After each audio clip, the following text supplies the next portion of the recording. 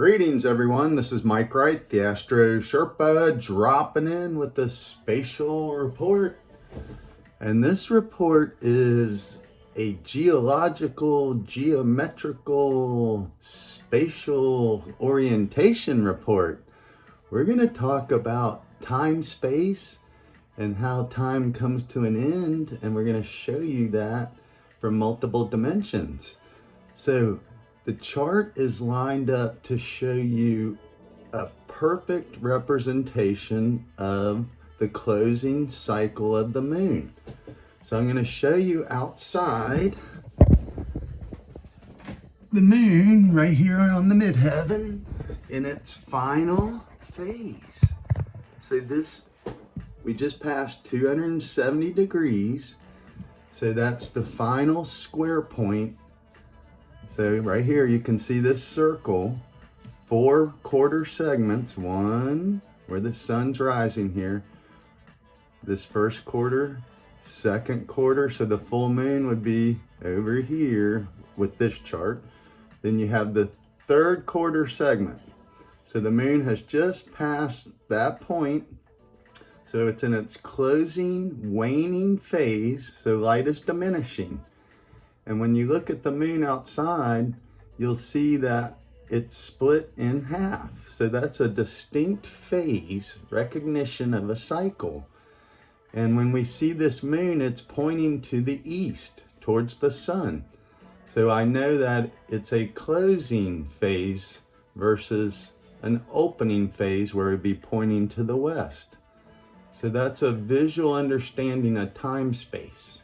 So let me show you out here before this moon disappears in the daylight. So even though the moon was associated with the nighttime, which means darkness, water, reflections, the feminine magnetic quality.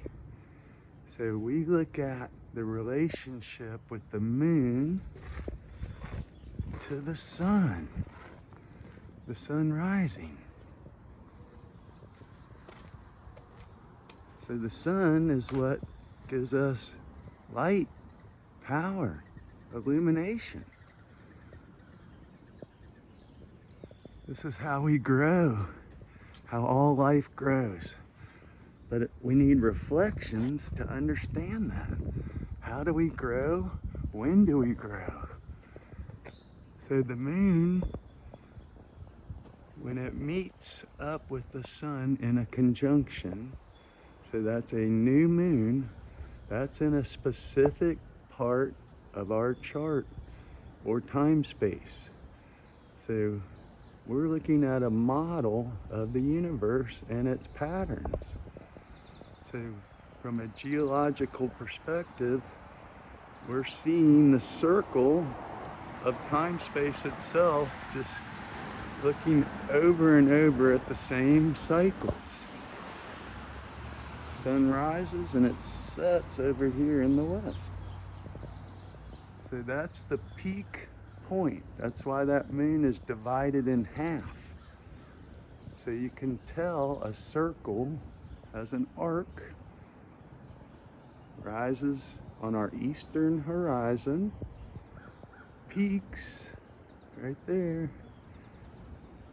and then sets. And that's daytime. So that's represented by half of 24 hours. We call 12 hours day, and then the other half, 12 hours a night. Light and dark, good and evil. These are correlations. So I'm going to show you how this moon also exchanges the power of all the external planets, with Saturn being the culminating directing force of structure itself, matter. So Saturn restricts us into form, crystallizes us into form. And these moon phases are what changes the form.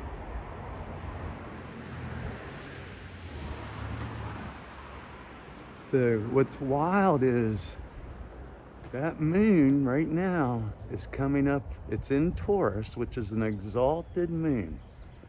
So that means the moon is picking up power, and it's our emotions should understand how to wield power. So right here in this part of the sky, moon in Taurus.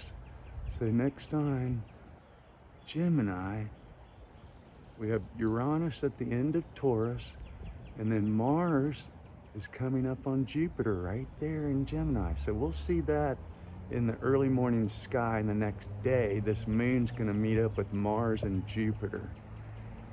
So that's an active part of the sky. And we had Mars did a big retrograde in Gemini, about 2 years ago. So this is the space of education, children, power, old power structures, falling apart, coming down, succession of power, chains of power, old power, new power. So let's go in here. I'm going to show you Father Time coming to an end. Why they saw Father Time in his sickle becoming this old man.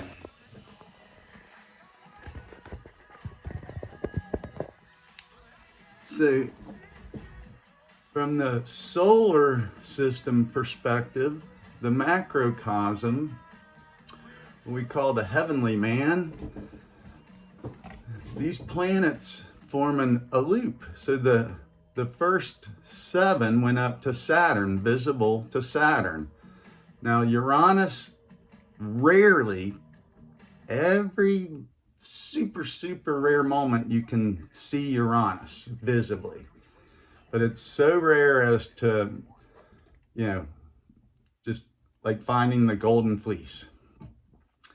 So anyway, Saturn was considered the last visible planet, and I'm going to show you here the effect of Saturn and how we, from the Earth's perspective, sees the planet Saturn and its rings.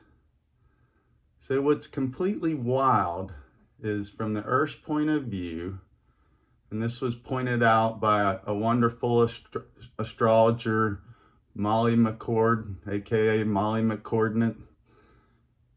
She showed in one of her videos that astronomers had started to view and notice that Saturn's rings became invisible right here in this part of the sky. So what we're seeing is the actual tilt of Saturn changes from the Earth's perspective as it goes through its revolution. Okay, so I'm going to show you visible proof of what I'm talking about. So if you look at the Earth itself, has its north pole is tilted. So Saturn's rings are tilted. Okay, so if I speed up this chart, and we're going to go into the future here and show you how Saturn actually looks like a UFO hovercraft circling our little solar system here. So this was outside of this ring of whatever debris, a blown up planet or something that happened, but it's a protective shield on our little interior Earth realm here. Okay, so when I speed up time space viewing it here, we're going to go faster. Right there, Saturn's rings become invisible from our point of view. So the tilt, literally these rings disappear.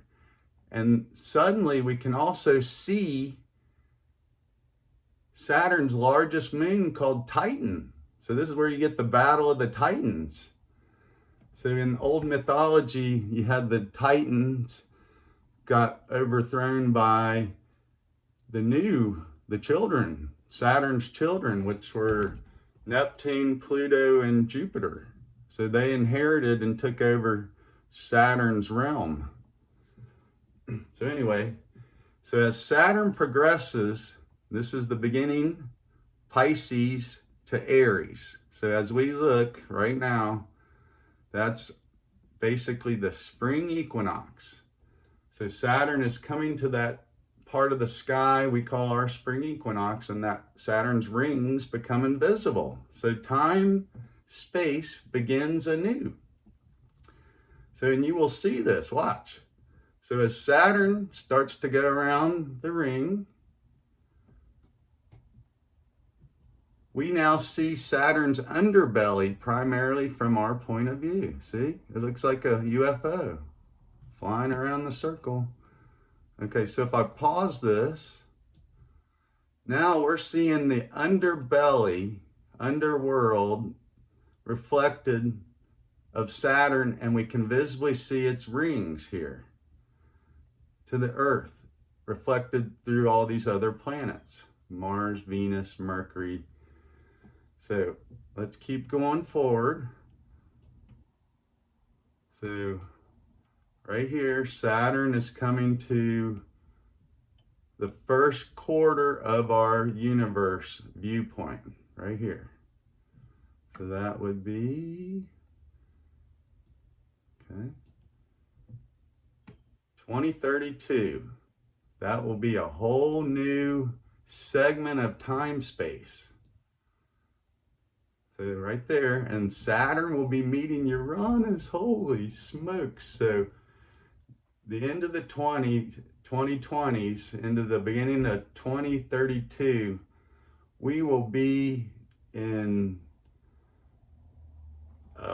a dimension of time space that will be so radically wild and just incomprehensible to our little human brains at this point in our development.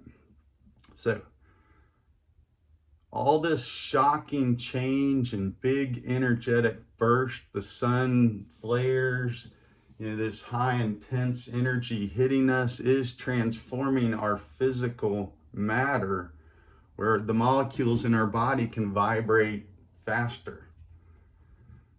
So let's keep moving. Good old Father Time.